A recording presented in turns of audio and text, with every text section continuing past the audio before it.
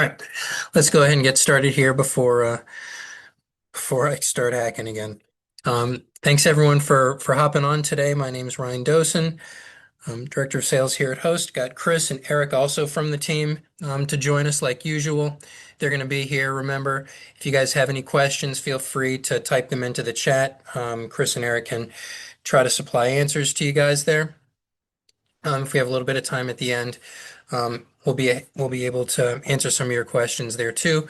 Before we dive into part two of the Paperwork to Paycheck series here, again, here at Host Merchant Services, your success as independent sales agents um, is our top priority, right along with creating a great experience for your merchants. We're committed to delivering exceptional support, dedicated guidance, fast responses, real solutions, so that you can focus on building your business and managing those long-term merchant relationships.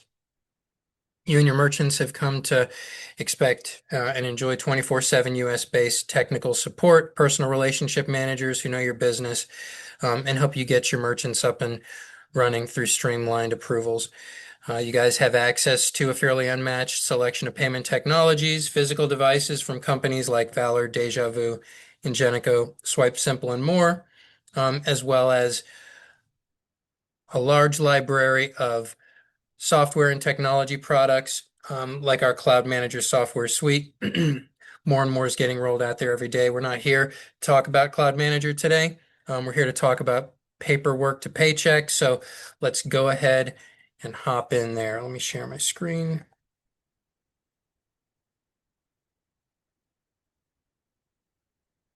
All right. So again, welcome back to our weekly webinar. The Sales Trenches is a long series that we're in the middle of right now, solution-based selling in the real world. Our goal here is to provide you all with information, insight, and help you need to board more business and win real deals out there in the trenches, out there in the real world. We have a sub-series here right now, Paperwork to Paycheck, where we're going over underwriting, pendings, and getting you to the point where you can start earning your residuals. That's part two today. Again, where do we start here?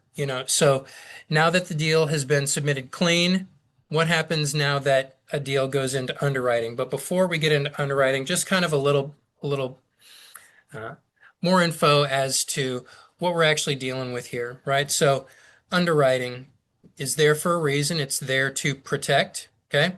And card processing essentially is short-term unsecured credit, okay? When a merchant charges a card today and fails to deliver in 60 days, the cardholder charges back and the processor is on the hook if the merchant cannot pay.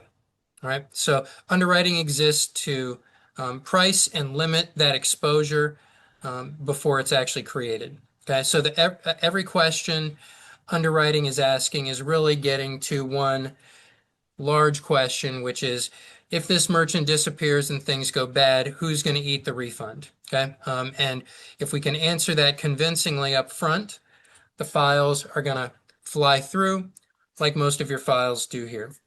Okay. So again, part one, we covered building a submission that clears the first gate, and part two today is about everything between that submission and when the money starts hitting your account because they're processing and now your residuals are there. Okay.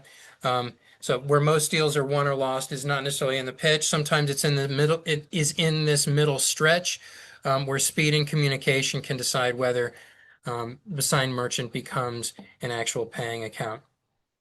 All right, so again, we talked about underwriting is a risk decision, not necessarily a paperwork check. They will check paperwork, but it's a risk decisions, okay?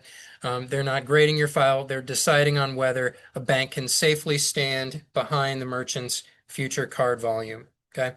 Every document request, every question maps back to one of three primary questions, okay? Those questions that underwriting is asking is this business real, okay? Can it deliver what it's selling? And can it absorb the risk? Okay, so is it real? They're looking for, legal entity information, owner identity, location, live web and phone presence. Are they actually there? Okay. Um, can they deliver what they're selling? They're going to make sure that the product or service matches the story that's being presented in the application. They're going to want to make sure licenses are in place. They're going to want to make sure fulfillment is going to be in place to put those goods in front of the customers. Okay. And can it absorb the risk? Okay. Refunds, chargebacks, and financial capacity if things go wrong. Right. So if there's not a lot of money backing the business and there's a bad credit score and stuff like that, there's a good chance that it's going to get denied, right? Because if something goes wrong, there wouldn't be a lot of confidence there as to, making good on when things go wrong. Okay. A lot of you had a chance to work with. And again, what I'll mention to you here is like when you're putting together all the documents and materials for your application, I encourage you, hey, put on the underwriter's hat. If you were the underwriter wanting to make sure this was a legit business that would be there if things go wrong, what would you want to see, right? And a lot of times you're even able to kind of proactively answer your own question, even though we're going to be getting into a lot of specifics today. All right, so what actually gets reviewed? So identity and ownership is going to be reviewed. Okay. You all know that when you submit your applications, they're having to usually submit a driver's license, social security number, and it needs to all match who's the actual owner of the business. They're going to look into, who the actual owner of the business is. Okay. Web and phone presence. Is there a live site? Is there a working phone number? Are there product pages that match the application? Okay. When they Google your merchant, is the number that's being provided the number that the underwriter will see when they go online? We've had pendings happen before where underwriting goes and hey, there's one number on the application, but when I go online, I'm seeing a different application. Things don't add up, and so what does that do? That stops the train, right? And then we have to go resolve it. I'll take a step back right now again and remind you, hey, every time we have to hit the stop signal, hit the stop sign, hit the stop button, every time that stop happens, the chances increase that the deal's not going to happen, right? You're adding additional time, you're adding additional wrinkles into the mix. Something can go wrong, something could change, somebody else could show up and snake their way in and take the deal, right? So what we want to do is we always want to be submitting as clean a package as possible so that the underwriter, it's a very easy case, everything lines up, and it looks like there's not a ton of risk there and that it's worth the risk for underwriting to approve. Okay. So things like we talked a little bit last week about you as agents could do a little bit of the due diligence on your own. You could actually go and make sure that the numbers that you're getting here are matching when someone goes and looks it up on Google, because the underwriting is going to go and Google the company and make sure everything matches. Financials, bank statements, voided check, and capacity to cover refunds, right? So, usually what we will ask for first is if they have merchant statements, hopefully existing or recent merchant statements showing that there's a track record of volume. It'll also indicate, if there's much of a chargeback risk there. Okay. Sometimes with new business, we don't have prior payment processing statements. So, bank statements are definitely a good thing to provide there. You will have to have either a voided check or bank letter. We talked about that last time. There will have to be something official from the bank that shows account and routing information for where the deposits are going to be made. Of course, the more money that's in the bank account, the better it's going to look to underwriting. If you submit a few bank statements that show, $50 in the bank statement, that's not going to be very encouraging for underwriting. They want to see that there's money there to cover, especially if it's $50 in the bank account and the average ticket size is $250. Well, okay, well, what if something goes wrong? I don't see any money in here to cover that, right? So those are things that are going to be looked at. Okay. And look, again, with you doing some due diligence and looking at it ahead of time, you get the bank statements, you can ask them, hey, is there any other money that we can show that's backing the business, right? We don't want to just blindly submit the stuff. All right. Volume story, stated volume and ticket size that match or that fit the particular business type. right? So again, the underwriter is going to want to make sure that everything makes sense here, right? So if it's a brand new online business and there's no track record of anything, and you're coming in saying, okay, we're going to be doing $500,000 in monthly volume, well, I mean, you're probably not, right? And that's going to look weird and it's going to start to cause problems, right? Same thing with volume and ticket size. If you're running an ice cream shop and you're saying the average ticket size is $50, I mean, it's probably that much when I take my big family out. But anyway, so again, the ticket size needs to make sense with the business type. Okay, we talked processing history. We didn't talk about yet, but licenses depending upon the vertical, right? So there are many industries where a license is going to be required, and you're going to want to be able to show that they're licensed, and you know that if it's a particular vertical where a license is required, underwriting is going to ask for it if we don't supply it. So you need to go ahead and get that up front. Okay. All right. Every one of these is checkable before you submit. That was part one. We talked about that before. All right. So clean files move in days or hours sometimes. Pended files move in rounds. Okay. So a lot of you, I work with a lot of you that are on the call today directly. Some of you get deals where it's signed, it's into underwriting, and it's literally approved, within the hour. Sometimes they're just immediately approved, right? Sometimes they take longer. A lot of times the type of business and also what we have to provide, to show the legitimacy of the business, is going to impact all that. All right. So what does a clean file look like? One pass through underwriting. Some of this week's approvals went from submission to a live mid in a single afternoon. That absolutely happened several times this past week just with me alone. Okay.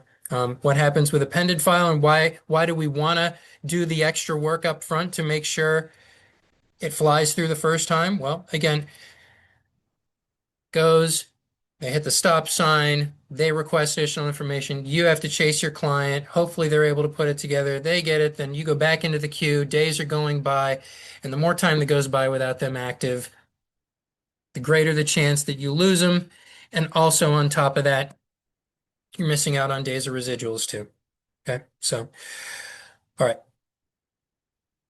Your job in this stretch is keep that number of rounds to 0 or 1, right? We want this to go as smoothly as possible for many reasons. All right. Append is a question, not a rejection. Okay. So append is actually, it's a little bit annoying that it didn't go through right away, but sometimes append is actually good news, right? So it's like, hey, at least we didn't get a rejection. That means they're strongly considering it. What do we have to provide? And we should be able to get it across the finish line. Usually when they come back to you with the pens, as long as you're able to give them what they're asking for, you're going to get an approval. So you're one step away, but just make sure that you get it right when you submit the documents for pending. You don't want to have to keep ping-ponging things back and forth. Okay. Again, the more time that goes, the more chance the thing blows up. Okay. In this case, what is a pending? For those of you new to this, okay, the underwriter has paused the file and sent it back with a request. The deal is on hold until a request is answered. You know, merchant requires XYZ license to operate in the state of whatever. Please obtain license and forward to us, right? Something like that. Okay. Agents lose a lot of deals, to slow pen responses. And we just talked about that right now. The longer the process takes, the greater chance they're going to get fed up and go somewhere else. Okay. So yeah, a pen does mean that the deal is still active. Okay. They do not pen files that they intend to decline. Okay. Answer the question, answer it right, and get it across the finish line. Okay. The 6 triggers behind most pendings. Okay. So let's talk about some of the things that go wrong, or weren't done correctly in the first place that can then result in a pending. So info mismatch, we've talked about that. Legal name needs to match what's in the public records. Social security number, the DBA, the addresses, EINs that disagree between public record and application. Okay, again, we talked about everything needs to add up there. Unverifiable business. Okay, no live website, dead phone line, or a web presence that does not match the stated business. Okay. The no live website thing is a problem, right? Because the underwriters are going to go and they're going to actually take a look to see what they can find about the merchant. And nowadays, almost every single business is going to have some sort of website or web presence. It's almost a, I don't want to say almost, I'd say it is a red flag if a business doesn't even have a website nowadays, right? Obviously, if phone lines don't match or you have different numbers in different places, that can look very weird. Okay. Missing documents, driver's license, voided check or bank letter, statements, and the required license not being attached will result in a pending. Now, um, our sales support team who key in your applications to go out for e-signature and get over to the bank, they're going to check for things like driver's license, voided checks, bank letters, statements, and all that stuff. And if we don't have them, Shauna and Ireland are going to say, hey, I need this, right? And that's more back and forth, right? So again, you put everything into the system, Shauna and Ireland get to it, they're working on it, and then they have to hit the stop button because they know something's missing that's going to be needed, and they have to send you the message, and then you've got to contact the client again, and then step and step and step and step and step. Time is wasting, opportunity for deals to blow up. Okay. Banking gaps, new accounts with thin history or statements that do not support the volume story. Okay, we talked a little bit about banking just a second ago. Um, a new account with a thin history is not necessarily going to result in a pending. They do understand that there are um, new businesses. Okay. One thing we will recommend sometimes is, hey, if it is truly a brand new business and you have a brand new bank account for that business and there's no money in it, there's no transactions, anything in there, you know, it can be helpful for the owner themselves to supply their personal banking statements a few months so that that can be provided to the underwriter so the underwriter can see, okay, there is money, it's not money in the business necessarily yet because it's new, but the ownership of the business, there is financial backing there. Okay, so again, ideally, we're able to show a better history. And if we don't, we're not able to show the history for the business itself, then maybe we can show it for the owner, the person that's signing and going to be responsible, for the business. Restricted product lines, items, the bank limits or prohibits mixed in and otherwise clean business. So, yeah, sometimes the merchant will or the underwriter will go do some research online and they'll see, okay, well, it's a it's a it's a it's a supplement business. Oh, but we see, okay, there's pictures on the store shelves of a particular thing that's not okay, and can get the application denied. Or maybe they see something and you need this additional documentation. You need the certificate of the COAs, that the products that are being sold are proper. Okay, so those types of things, if you can stay ahead of them, that's great. And volume that fights the story. The stated monthly volume or average ticket does not fit the business type or history. We've talked about that. Needs to make sense. It needs to make sense. A few other things. So a lot of you already know or have interacted with our sales support gurus. Shauna and Ireland are here to help make sure that your applications, are put together as well as they possibly can be, and that the package is presented in its best light possible to the bank so we can get you all approved. I reached out to them and said, hey, what are some other things that I'm not highlighting here? And so they mentioned a few things. Just want to go over a few additional ones. So credit freeze in place. I've seen this one happen several times. So sometimes business owner will have their credit on freeze. So, for like an ID theft prevention. And then the underwriter goes to run the credit for the owner and it's frozen. And so then they say, please have the owner unfreeze their credit. So this is a question that can be asked ahead. Hey, just curious, they're going to run a soft credit pull on you for the business. Do you have your credit on freeze right now? If you do have it on freeze, we need to unfreeze it. And then as soon as underwriting is done, you can go ahead and freeze it again. Okay, so that will result in a pending. Proof of inventory or fulfillment for high risk. So especially for high risk. So if a merchant is selling physical goods, underwriting is usually going to require proof of the inventory or some sort of fulfillment agreement, where they're going to have confidence that, okay, either you have a picture, you can send me a picture of the actual stuff that's going to be sold here, or you're at least able to show me you have an agreement with this company that when you sell a particular thing, they're going to fulfill and get the goods, to the customers for the money that they've paid. Okay, so these sorts of things are going to be important, especially if you have an online business. Proof of inventory, or fulfillment is going to definitely be required there. High volume requested, no proof. We already talked about that. A verifiable U.S. presence. So, and this is another thing a lot of times for online businesses. Sometimes the online business, they will register here in the States. They maybe even have a registered agent here in the States, but underwriting is usually going to want to see an established U.S. presence. So like an office, or a store or something like that here in the US. Okay, it's going to be difficult to get merchants approved if there's not an actual physical presence for them here in the US.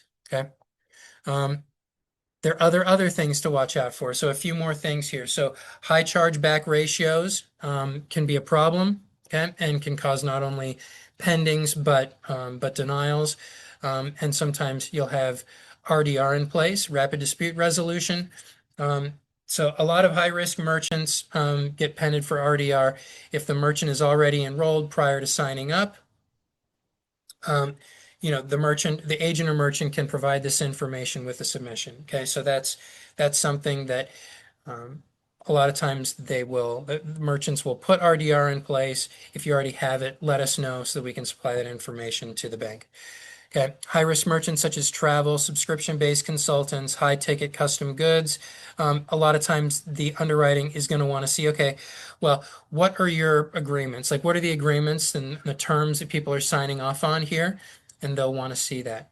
Okay. Another thing that's not on here, like a subscription-based service, sometimes they will want to, underwriting will request, like, let's say you're providing access to like a coaching, subscription service, like a community or something like that, where someone's going to actually be logging into an account to get information products, watch classes, do stuff like that.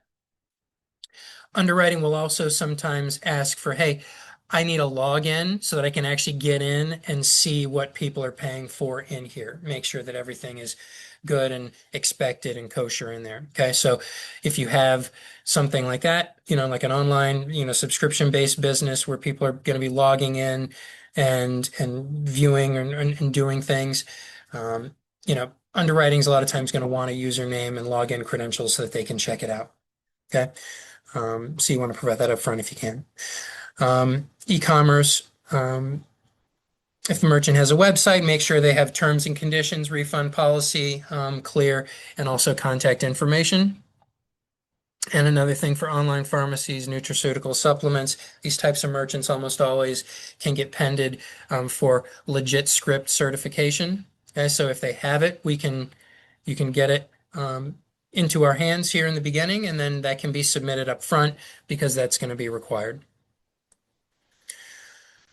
All right, answering a pen, speed wins, 24-hour rule. Okay, so again, you want to acknowledge the same day and you want to try to get it back to underwriting within 24 hours whenever possible.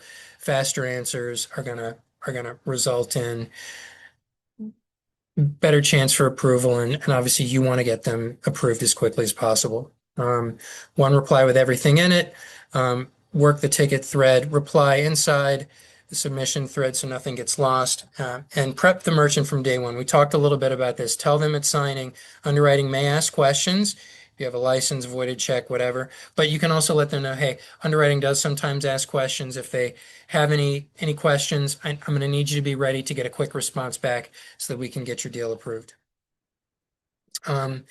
Declines in post-approval closures. So 2 hard truths worth knowing before they happen to you. Okay, some files will get declined and not just pended. Okay, if it's a restricted vertical, if it's unverifiable business operations, or it's just a risk the bank will not carry, obviously you can just get declined there. Another thing that is important to know, and that is that verification does not just stop at approval. Okay, so the processors will continue to check after approval happens and the MIT is issued. Accounts can be closed post-approval if something cannot be verified. That happened this past actually a couple of days ago.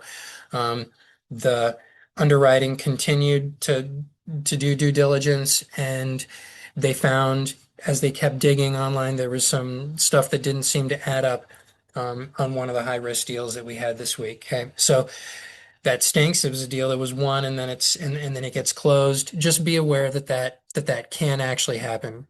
Okay.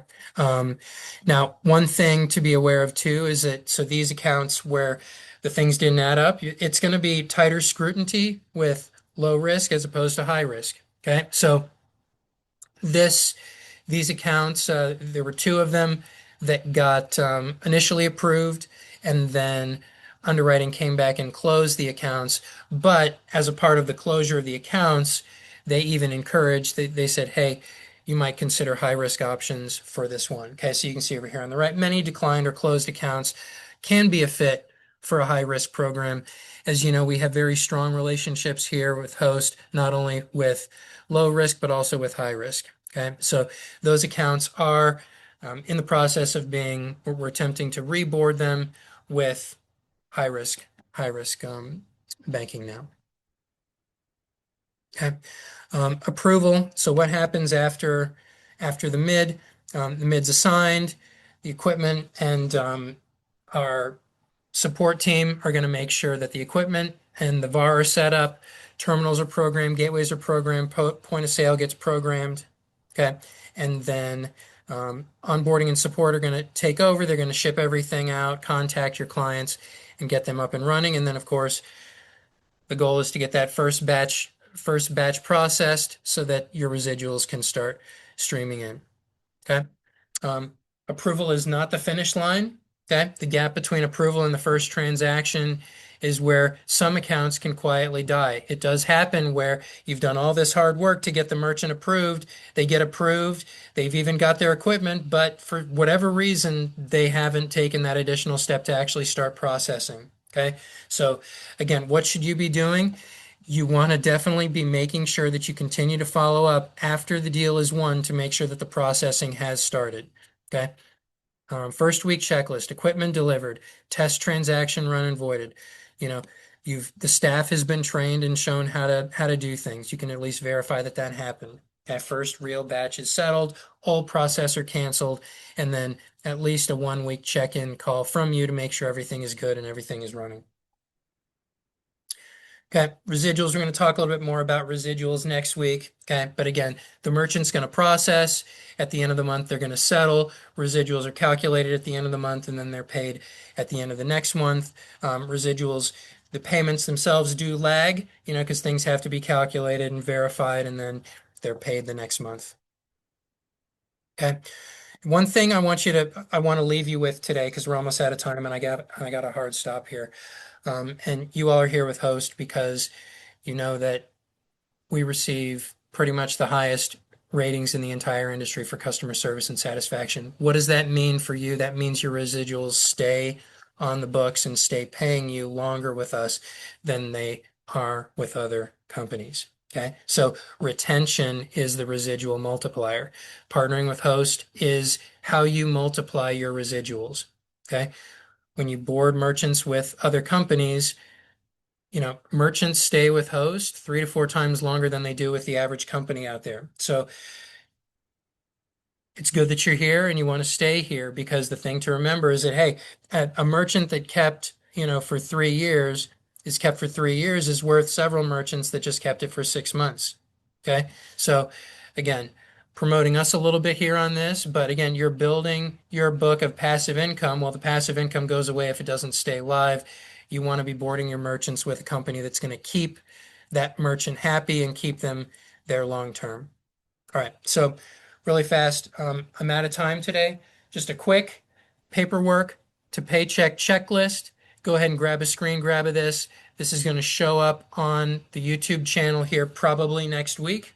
Okay, and also next week is going to be part 3 of the series.